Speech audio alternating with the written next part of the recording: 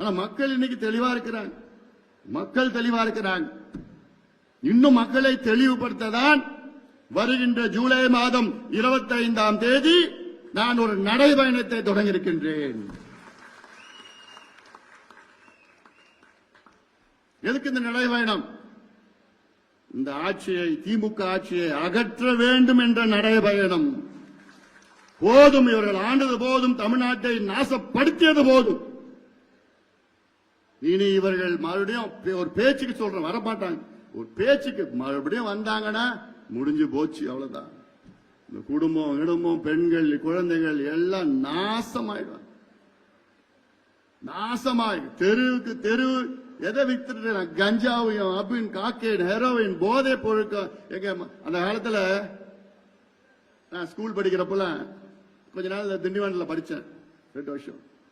அப்பெல்லாம் படிக்கிறப்பெல்லாம் ஸ்கூல் வெளியில இந்த கமரகட்டு, இந்த மாங்காய் பத்தை, இந்த புளிப்பு மிட்டாயி, இந்த நெல்லிக்காய் இதெல்லாம் வித்துட்டு இருப்பாங்க. தேன் மிட்டாயி இதெல்லாம் வித்துட்டு இருப்பாங்க.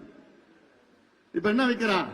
கஞ்சா பொட்டலம், மாத்திரை, போதை மாத்திரை, இந்த கஞ்சா ஸ்டாம்பு, இதுதான் ஸ்கூலுக்கு வெளியிலயும் காலேஜ்லயும் வித்துட்டு இருக்கிறானுங்க. இது திமுக தெரியாம இருக்கு விற்க முடியும்? காவல்துறை தெரியாம விற்க முடியும்? இல்ல, அவங்க தெரிஞ்சுதான் வித்துட்டு இருக்கிறாங்க. என்னன்னா அதுல கமிஷன், எதுலயும் விட மாட்டானுங்க. இப்பேற்பட்ட மாவட்டம் இந்த மாவட்டம். யார் பிறந்த மாவட்டம் இந்த மாவட்டம்? பேரறிஞர் அண்ணா பிறந்த மாவட்டம் இந்த மாவட்டம், இந்த மண். பேரறிஞர் அண்ணாவுடைய மண் இந்த மண். ஆனா பேரறிஞர் அண்ணா அவர்கள் திமுக தொடங்கியவர், நிறுவனர், திமுக நிறுவனர். அவர் கடைசி காலம் வரைக்கும் 69ல அண்ணா அவர்கள் மறைந்தார். 69 கடைசி காலம் வரைக்கும் அவர் மதுவுக்கு எதிராக போராடினார். மதுவிலக்கு வேண்டும் என்று அதை நிலைநாட்டினார். உறுதியாக இருந்தார். கடைசியில அவர் முதலமைச்சராக தான் இறந்தார்.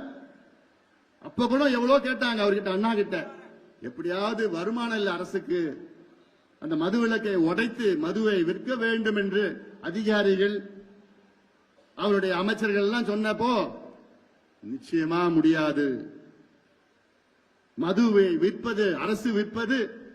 அப்போ அவர் சொன்ன வார்த்தை, குஷ்டரோகி கையில வெண்ணெயை இருப்பது போன்று சொன்ன வார்த்தையெல்லாம் நம்மளால மறக்க முடியாது. ஆனா அப்படிப்பட்ட அண்ணா பிறந்த இந்த மண், இந்த மாவட்டத்தில் 6 மது ஆலைகளை நடத்தி கொண்டிருக்கிறது திமுக. வெட்கக்கேடு. மானம் ஈனம் இருந்ததுன்னா எல்லாம் பண்ணுவீங்களா?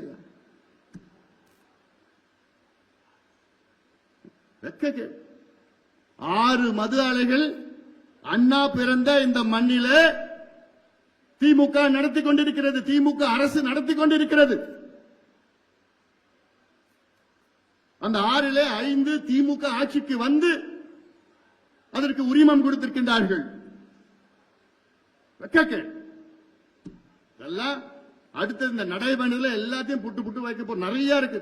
இந்த நடைபயணம் ஜூலை மாதம் 25ஆம் தேதி தமிழக மக்கள் உரிமை மீட்பு பயணம். தமிழக மக்கள் உரிமை மீட்பு பயணம். தமிழக மக்களுடைய உரிமைகளை மீட்டெடுக்க வேண்டும். எல்லோரும் வாருங்கள். ஏன்னா நமக்கு எல்லா உரிமைகள் இருக்கிறது. அதுல நான் வெறும் 10 உரிமைகள் எடுத்திருக்கிறேன். 10 உரிமைகள். ஆனா இந்த 10 உரிமைகளும் எல்லாமே அடங்கிடுது. இந்த 10 உரிமைகள் அரசியல் சாசனம், கான்ஸ்டிடியூஷன் ஆஃப் இந்தியா, அதுல நமக்கு பல உரிமைகளை கொடுத்திருக்கிறது. அதுதான் இந்த உரிமைகள். இந்த உரிமைகள் நம்முடைய உரிமைகள். அதை நிலைநாட்டுவது, நிறைவேற்றுவது அரசினுடைய கடமை. ஆனா இந்த திமுக அரசு நிறைவேற்றிச்சா அதை பத்தி என்னன்னு தெரியாது. மக்களுக்கும் உரிமை தெரியல, திமுக அரசுக்கும் கடமை தெரியல.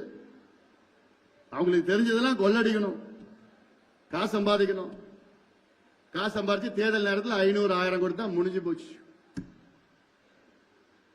தமிழக முதலமைச்சர் மு.க. ஸ்டாலின் அவர்கள், அவர் பேர் வச்சது கலைஞர் அவர்கள். இந்த பேர் வைக்கிறப்போ ரஷ்யா அப்போ இருக்கின்ற அதிபர் ஸ்டாலின் அவர் பேர் தான் நம்முடைய இருக்கிற முதலமைச்சருக்கு பேர் வச்சார். ரஷ்யாவில் உள்ள ஸ்டாலின் அவர்கள் அவர் ஆட்சி காலத்தில் ரஷ்யாவுடைய நாடாளுமன்றத்திற்கு ஒரு நாள் வந்தார். வந்தப்போ கையில ஒரு கோழி எடுத்துட்டு வந்தார். அந்த கோழியை எதுக்கு எடுத்து வந்தார்? எல்லாருக்கும் ஆச்சரியம். நாடாளுமன்றத்தில் என்னடா அது கோழி எடுத்து வந்திருக்கிறார். பிறகு அந்த கோழிய அந்த இறக ஒன்னு ஒன்னா பிச்சு எடுத்தார்.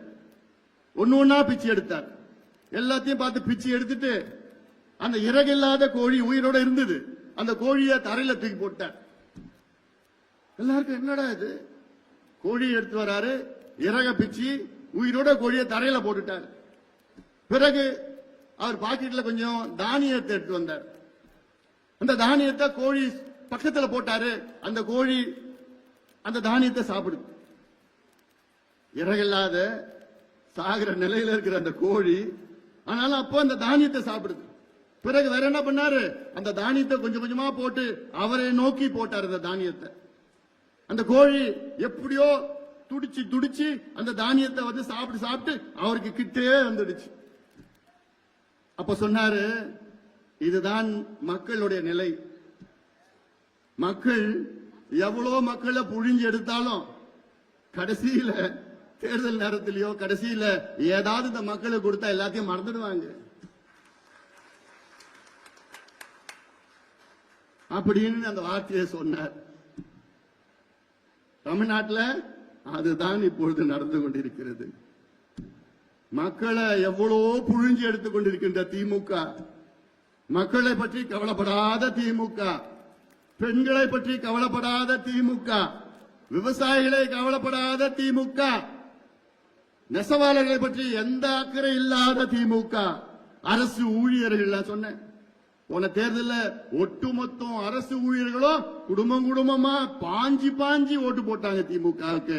மீதி திமுக அவங்களுக்கு என்ன போட்டுச்சு? இப்போ பட்ட நாமத்தை போட்டு.